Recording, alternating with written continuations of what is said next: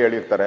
ಆಮೇಲೆ MLAಗಳು ತೀರ್ಮಾನ ಮಾಡ್ತಾರೆ. ಅದು ಪಾರ್ಟಿದಲ್ಲ, ಅದು ಡೆಮಾಕ್ರಸಿಯಲ್ಲಿ ಅದು ಜನಗಳದು, MLAಗಳದು. ಅದು ಅದರಿಂದ ಇದು ರಾಜ್ಯಕ್ಕೆ ಅಭಿವೃದ್ಧಿಗೆ ತೊಡಕಾಗ್ತಾ ಇರೋದ್ರಿಂದ ನಾನು ಹೇಳ್ತಾ ಇರೋದು.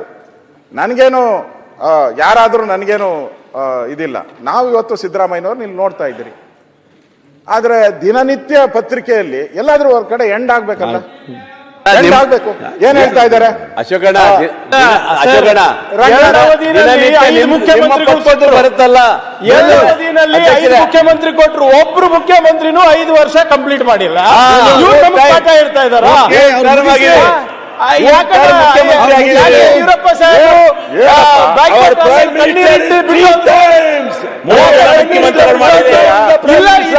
ಗೊತ್ತಿಲ್ಲ.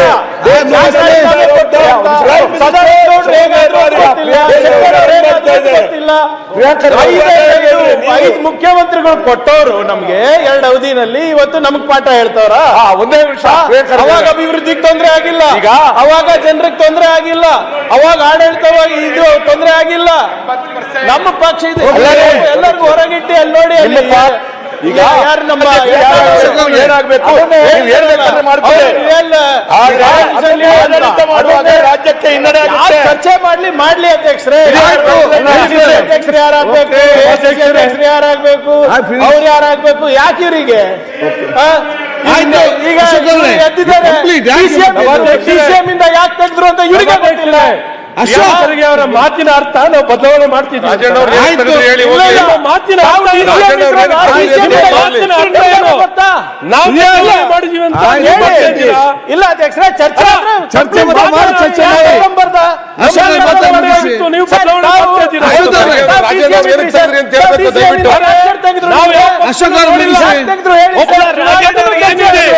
ತನ್ನ ಸೋಷಿಯಲ್ ಮೀಡಿಯಾ ಮುಖ್ಯಮಂತ್ರಿ ಇರ್ಬೋದು, ಇನ್ನೊಬ್ರು ಹೆಸರು ಉಪಮುಖ್ಯಮಂತ್ರಿಗಳು ಕೊಟ್ಟಿದ್ರು. ಯಾವ ಪಕ್ಷ ಯಾವ ಆಯ್ತು ಏನು ಕಾಂಗ್ರೆಸ್ ಪಕ್ಷ ಬದುಕಿದೆಯಾ ಅಥವಾ ಸರ್ಕಾರ ಬದುಕಿದೆಯಾ? ಬಿಜೆಪಿ ಸದಸ್ಯ ಬಿಜೆಪಿ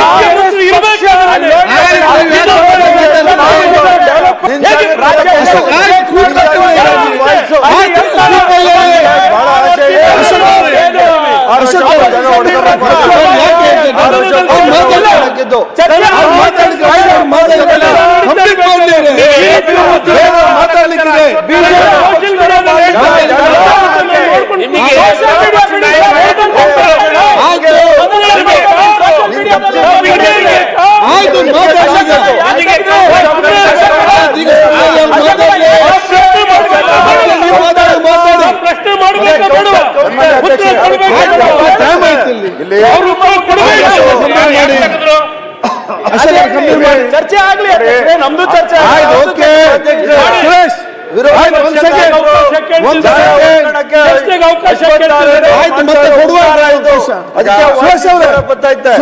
ಜಾಗಕ್ಕೆ ಹೋಗಿ ಉನ್ನಾರ ಅದಕ್ಕೆ DK ಶಿವಕುಮಾರ್ ಅದಕ್ಕೆ ಕೂತ್ಕೊಳ್ಳಿ ಅಧ್ಯಕ್ಷರೇ.